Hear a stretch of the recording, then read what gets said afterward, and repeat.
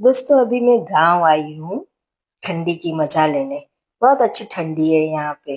तो हमारे घर के सामने एक घर है, उधर गाय ने एक बछड़ा दिया है। तो जो गाय का पहला दूध रहता है ना, उससे बड़ई बनती है। खरवस भी बोलते हैं और मिल्क की पुडिंग बोलते हैं उसको। बहुत टेस्टी लगती है। तो मैं चूल्हे पे उसको बना रही हूँ। मैंने बढ़ई कभी नहीं बनाई, फर्स्ट टाइम बनाई है। उन्होंने ही बताया कैसे बनानी है। बहुत इजी लगी मुझे बनानी, और खाने में भी बहुत टेस्टी बनी। बस थोड़ा मक्खियों ने बहुत परेशान किया। अभी ठंडी है तो गांव में मक्खियां बहुत है। तो ये है गाय के पहले दूध से बनने वाली पुडिंग। बढ़ई बोलते हैं, कोई खरवस बोलता है। आपके यहाँ इसको क्या बोलते हैं मुझे जरूर बताना।